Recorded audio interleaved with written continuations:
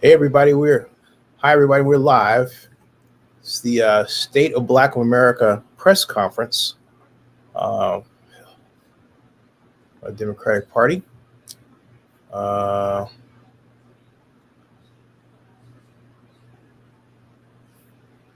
okay, there are. Let's see here. Don't hear anything yet.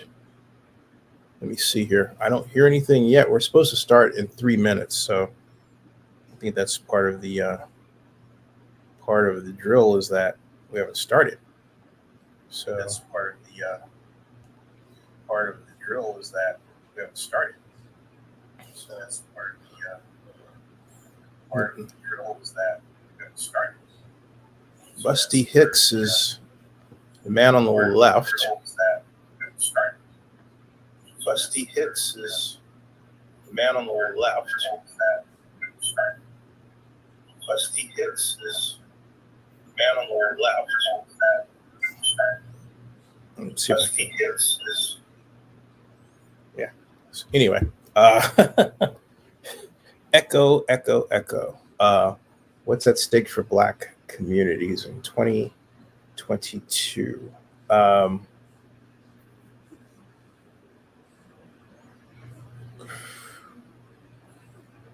I'm supposed to offer up some questions to ask.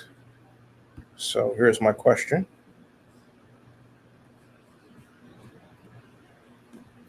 And my question is going to be, let's see here.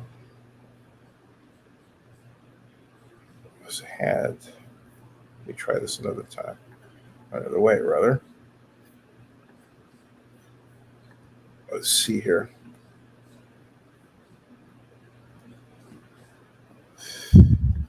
Let's see. Hi, Sherry.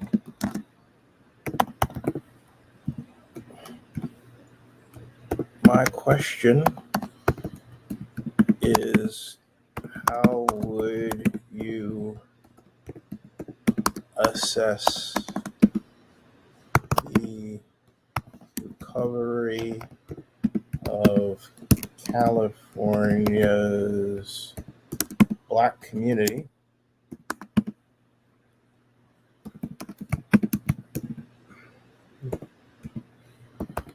during the pandemic,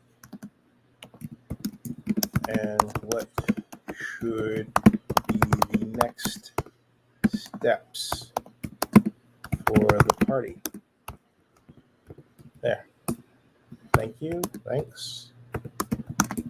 Zinni. Hi, everyone. Welcome to the California Democratic Party's press conference, where we have CDEM Chair Rusty Hicks and California Secretary of State Shirley Weber, who will be discussing the 2022 midterm elections. As a reminder, during the Q&A, if you have questions, please email them to sherry@cadem.org. That's SHERY. And I'm happy to read off your questions during the Q&A. If we can't get to your questions today, I'll make sure to send follow-ups after this press conference. Thank you very much. All right, thank you, Sherry, and welcome everyone. Thank you for joining us. I'm Rusty Hicks, Chair of the California Democratic Party, and honored to be joined by our California Secretary of State, Dr. Shirley Weber, to talk about, as we approach our July 2022 Executive Board meeting, to talk about the important fights ahead and the work that our party has done to get ready for those important fights ahead, but a particular focus on our work engaging Black voters across California. I'll give some brief opening remarks and talk about the work of the party, and then I'll turn it over to Secretary Weber to talk specifically about Black voter engagement here in California. Obviously, we come to this executive board meeting seeing and experiencing the leadership, Democratic leadership, that is so important now, not just in Washington, D.C., but here in California as well. Obviously, the last year and a half has been incredibly challenging for not just Californians, but all Americans. And the Biden-Harris leadership administration has sought to address those important issues, whether it's been the American Rescue Plan or the bipartisan infrastructure bill or pieces of Build Back Better, Biden-Harris administration and Democrats in the House and in Congress have really ensured that we are working day in and day out to address the needs of all Americans. And at this point in time, California's leadership is more important than ever before, not just on the fundamental challenges that Californians are facing, like housing issues being one of the biggest challenges, but also global issues, addressing issues like climate change that we are experiencing in the ways of drought and fires and so much more, but also ensuring that we are protecting the fundamental rights of all Californians, whether it's ensuring access to an expansion of access of the right to an abortion, especially when the right to an abortion has been essentially outlawed in nearly half of the states in the country, as well as common sense gun safety reform and legislation to keep our communities safe. It's California Democrats that are leading the way, as well as protecting the right to vote. Obviously, California Democrats have bent over backwards to make it easier to vote for all 22 plus million Californians. And at a time in which we are heading to some incredibly important fights, that leadership is more important now than ever before. Obviously, we've got the opportunity to hold the House, but that opportunity runs through California. Obviously, we need to protect and preserve 3 important congressional seats: Katie Porter, Josh Harder, Mike Levin. But also, we've got the opportunity to pick up some seats as well.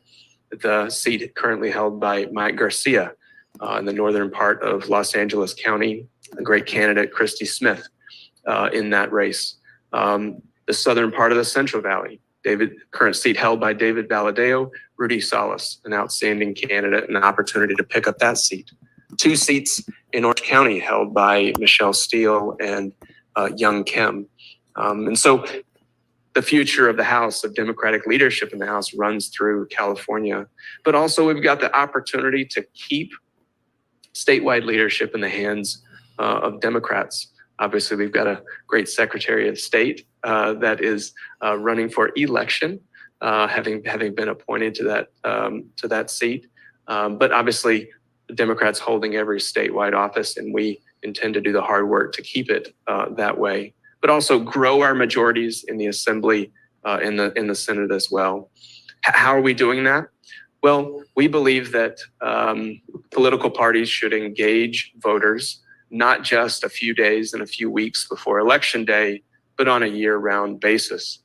That's why we've established a forever organizing department within the party that has been fully staffed, supporting the training of grassroots leaders around the state, and ensuring they have the tools to be able to win at the federal, state, and local levels.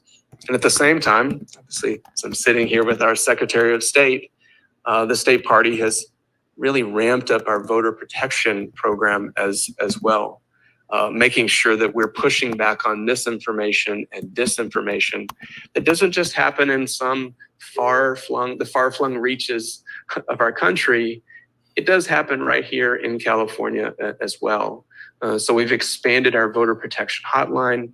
We've expanded our legal support that's available to those hotspots around the state, and also expanded our Truth Squad, again, pushing back on misinformation and disinformation around the state.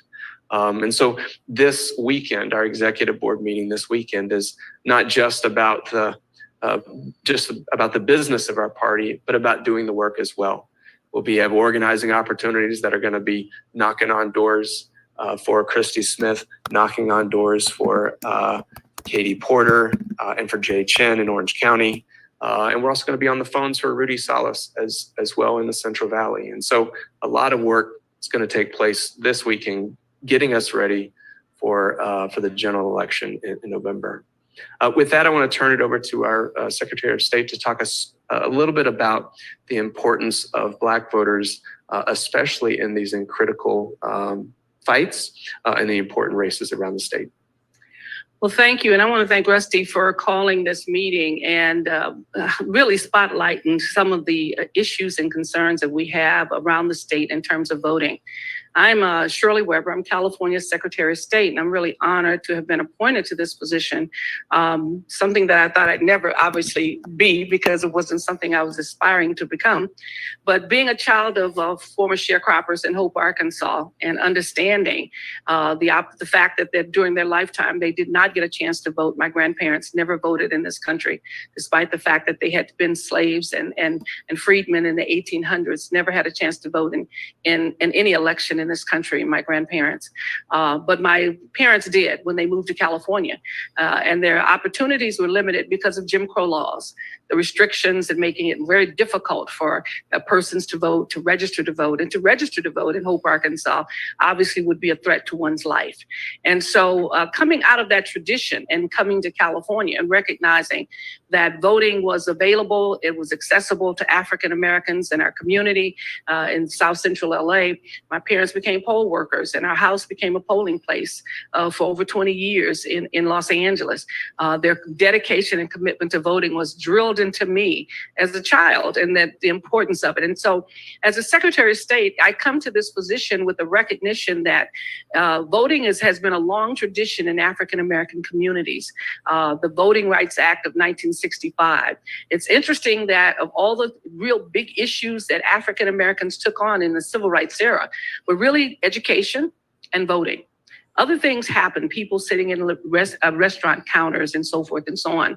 But they hung their freedom on being educated, being able to read and understand what was going on, and to fashion for themselves a life and a work that they could be proud of, but also voting. Voting was power. And when we look at our democracy, voting says that for every person, there's one person, one vote. What an equalizing reality that is in this country. And I think it is for that reason that when people sometimes don't want us to vote, is because they recognize the power of the vote.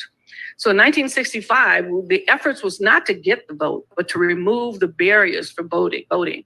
African Americans had been given the right to vote in the 1800s, but were not allowed to register to vote, and were things put in their way, whether it was literacy taxes or poll taxes or whatever it may be, and making it very difficult for people to register to vote and to express themselves. So it's ironic that we now face ourselves today in terms of African Americans faced with the same challenge that was there during the time of my grandparents, that basically made it difficult for people to register to vote and put their lives in danger. And so I come to this with a recognition that this is important work. This is powerful work that we have to engage in. And Black communities have sometimes not always seen that power. The other generation has, and my generation saw it.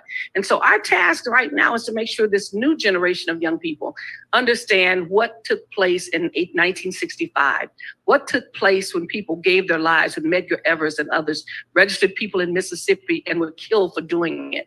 Why is this so powerful, and what does it do for our communities? You know, when the Democratic Party should be greatly indebted, and is, to the African American community, because if African Americans vote, they're gonna vote Democrat. Mostly. There are few Republicans, and you can see that when you see the convention, the few that are scattered that are maybe Black folks. But the power for voting in the Democratic Party really runs through the Black community.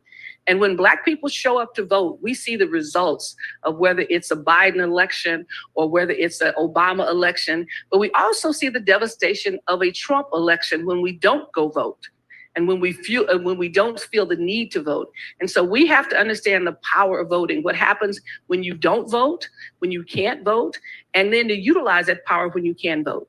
And so we are actively involved in making sure that every community in California is recognized. And we have an outreach team that's going into churches and communities. I would do 6 and 7 churches on Sundays, talking to ministers, going in and out of the churches, reminding them that they needed to go vote, reminding them of what they lose when they don't vote. And I think we see that now with all the stuff that's happening nationally, that we are in a situation where we have to energize women. We're going to have to energize people of color.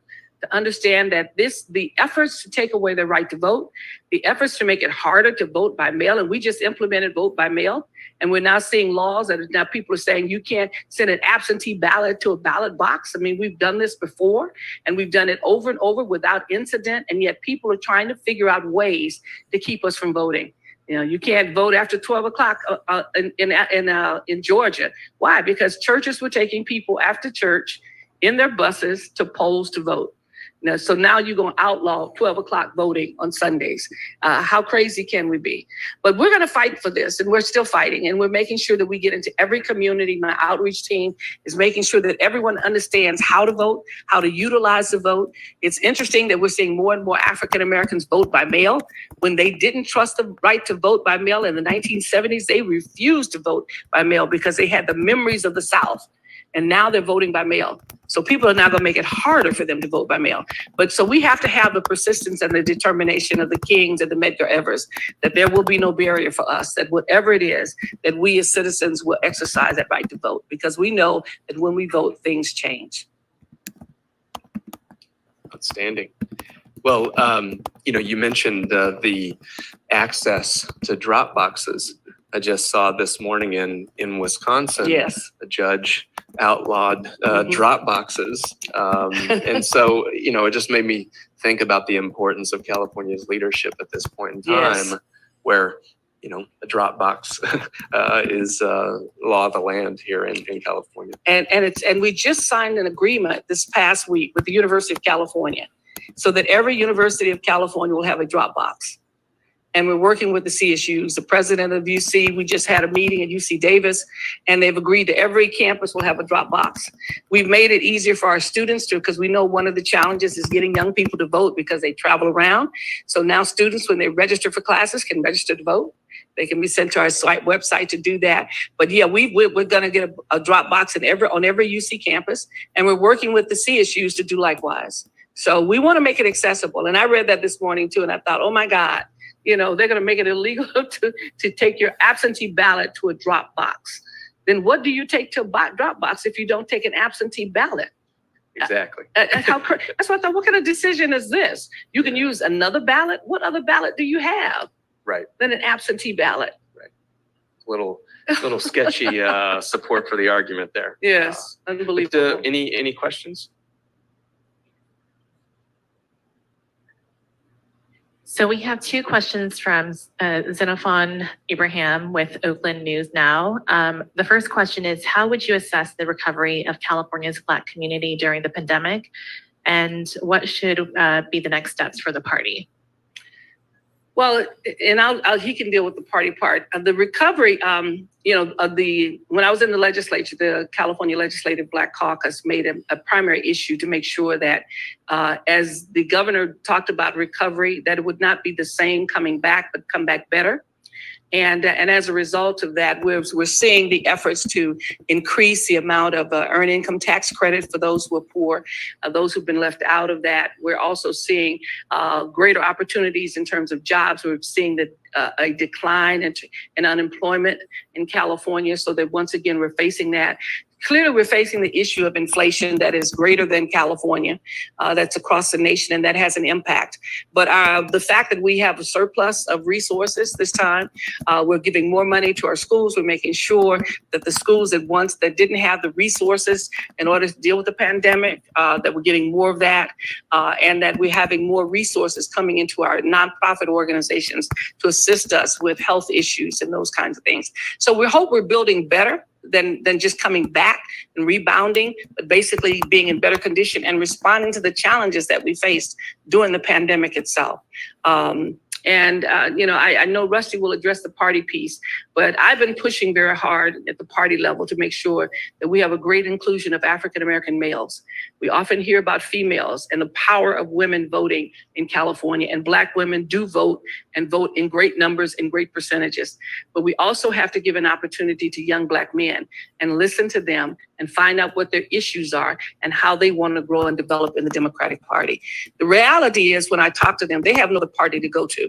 The Republican Party does not address the issues of Black men or Black people, period.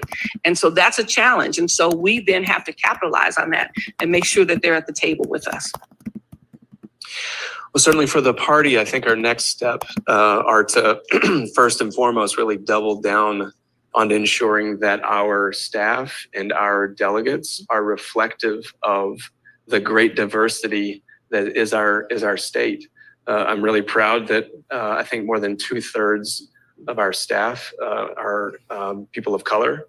Obviously, it's women-led. You talked about Black men, but we've got an outstanding Latina executive director, the only Latina executive director, Yvette Martinez, in the country. And 2/3, I think more than 2/3 are women, and more than 2/3 are leaders of color. And I do call them leaders because I do think they are exactly that. But also externally, I think it's to ensure that we double down on the organizing work that we've already done. It's easy as a political party to engage communities in the election season because you need something. You're talking about a candidate, you're talking about an issue and saying, please, I need that vote. Well, the question is, what are we doing 12 months later? What are we doing in the off cycle? In our organizing department, our forever organizing department being staffed, having the tools and resources to be able to engage not just Democrats, but historically marginalized communities to be the margin of victory in these important seats. I think the hard work is done in the off season. The hard work is done in the odd numbered years. And so I think that's really the next step for our party. All right, another question from Oakland News Now. Voting is important to be sure, but what is the state party proposing to do to make sure we're better regarding kitchen table issues like jobs, rent? Is the party also focused on affordable housing? So it's a yes. I do think that California Democrats who hold strong majorities in the state have a responsibility and recognize the responsibility of thoughtful leadership on challenging issues. The other side of the aisle will grandstand and provide gimmickry to be able to try to gin up emotions amongst voters and Californians in general. The gas conversation, the challenges that working people face in filling up their cars and getting to their jobs is very real. Republicans said, cut the gas tax, 51 cents, it'll be automatically provided to every driver in the state. Well, the reality is we know that's not true. We know that oil companies would take a large share of that and would never see it in the pockets of regular Californians. And so it was Democratic leadership that made sure that we took part of the surplus of the state and put that money directly into the pockets of working Californians to make sure that they could get themselves to their jobs, to provide for their families.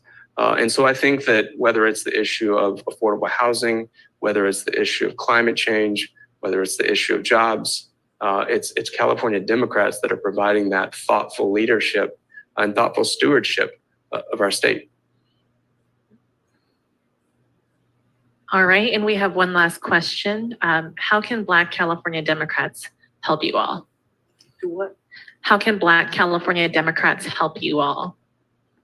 Well, I think, clearly Black Democrats can help simply by being registered themselves, hopefully, making sure that every member of their family is registered and that they actually go vote. We do a great job in registering people. We have to do a better job in getting them to the polls.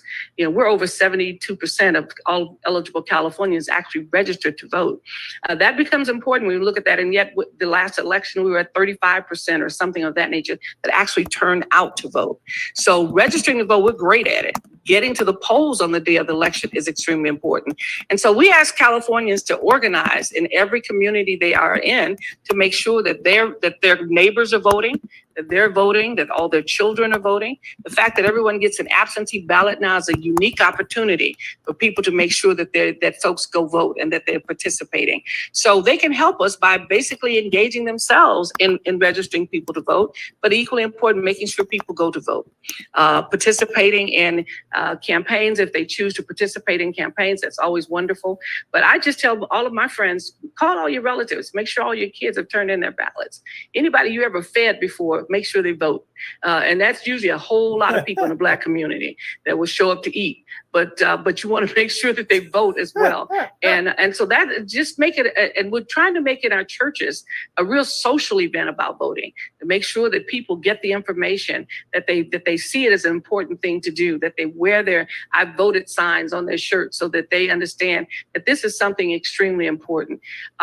It has always been important to us as a people. We have to continue to make it important to our children so that they understand that this is not an option. This is a responsibility that they have to vote and to voice their desires. And then after the election, to continue to work to make sure that those they've chosen to represent them are actually working on their behalf.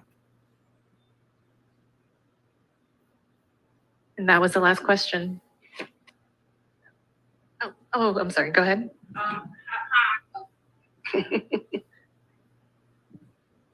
Good morning. It's still good morning. Is it morning or afternoon? Morning.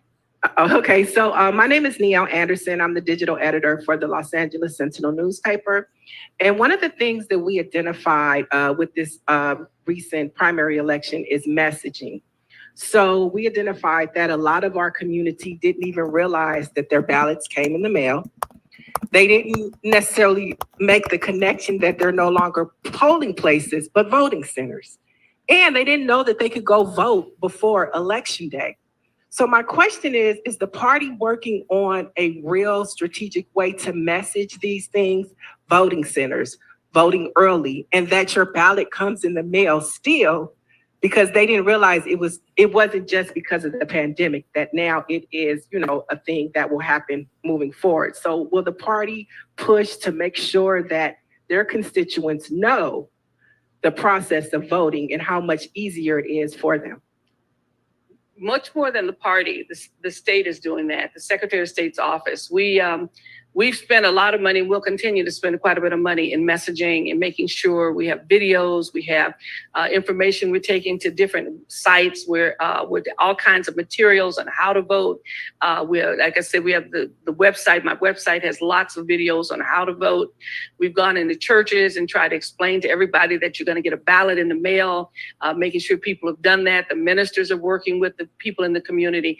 It's a new day. It's a change. I understand that. But we're going to continue to do that. We have signs, billboards throughout the state talking about ways to vote. We have something called More Days, More Ways. That VCA, LA is a VCA, which is a voter choice county.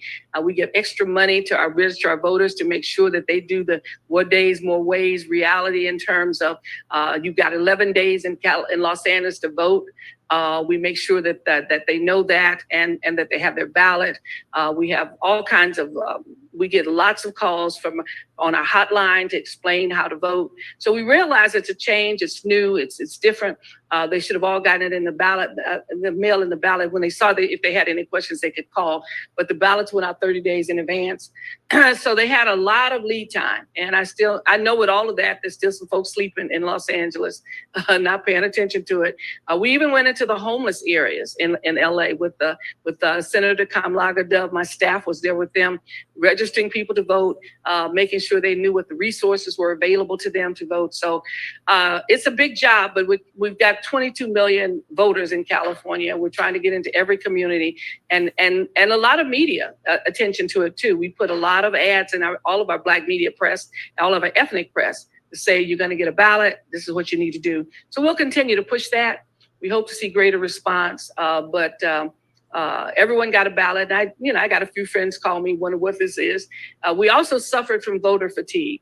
We had so many elections this past year that we tired people out. But I always tell people, our folks never got tired when they stood on that bridge in Selma. So we can't get tired simply because an extra ballot came in our box that didn't cost us anything to get and cost us nothing to return. I do think that this primary was unusual in the sense that we've had the transition of our voting system over the last 4 really to 6 years or so. But you had new district lines, right? You had a primary, and you had the transition of this system all coming together at once. So great work happening at the Secretary of State's office. And I do think that from a political party standpoint and from political candidate standpoint, you see a lot of engagement in the primary about the candidate themselves. Once you get to a general election, it's turnout. The ball game is all about turnout, which is why you see significant differences between primary and general elections.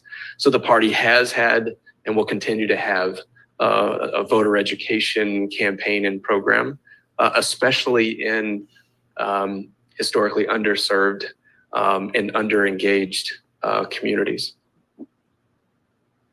All right, I had one more question. Sorry if I butchered this name, Dr. Corte from KBLA.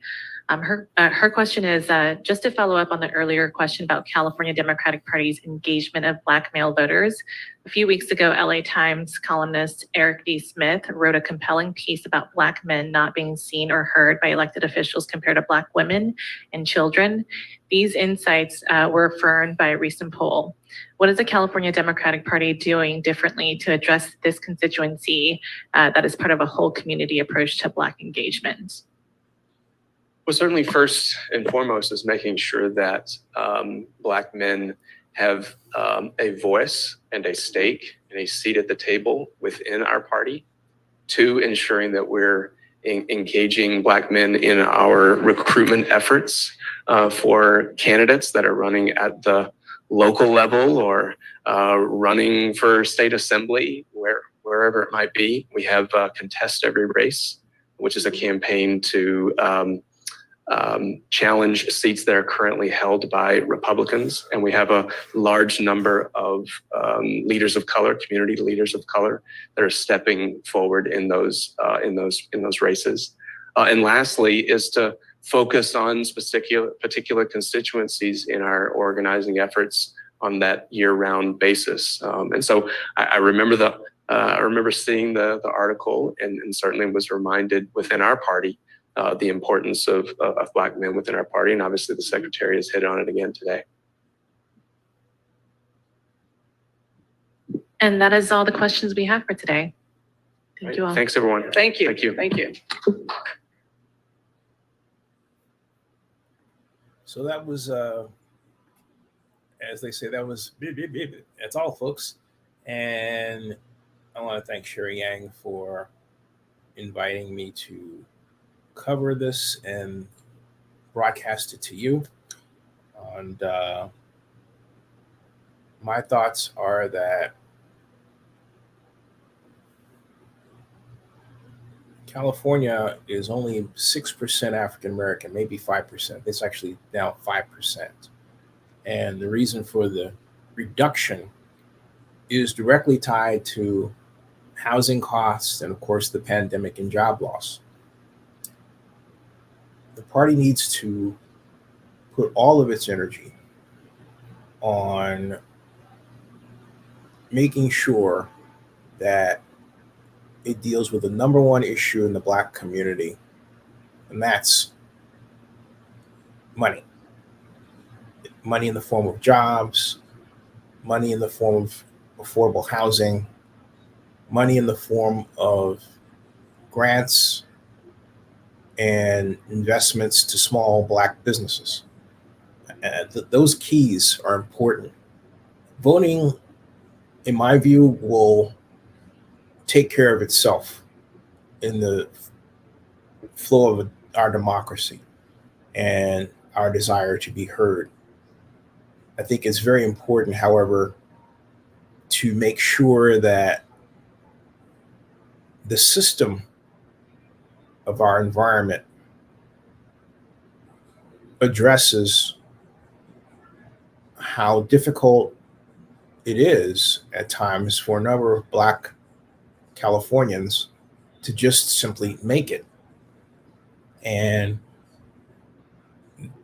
the number one focus should be that the party wants Black Californians to make it, to be successful, to be more than just a group of folks that the party seems to think about when it points to recognition of problems. There are people who believe that some of our, and I say our, I mean a Democrat because I'm a Democrat, our Democratic elected officials are only happy when those people who look like me are visible but also downtrodden, so that they can constantly point to this group that needs to be taken care of rather than resolving our problems. And I do think there's a bit too much of that as well. And I want to put a fine note on that. That's the case with candidates regardless, and elected officials regardless of color. It's a big problem. So the party needs to be, as they say on the street, about the job of economically uplifting African Americans. And you know what? That same formula applies to everybody else too. All right. Subscribe to Zenny62. Share this around, please, because it's the only one of its kind, I believe. And bookmark. I mean, when I mean only one of its kind, I mean it's the only live stream of that press conference. Bookmark OaklandNewsNowBlog.com. And thank you again to Sherry Yang and the Democratic Party of California. That ends this broadcast.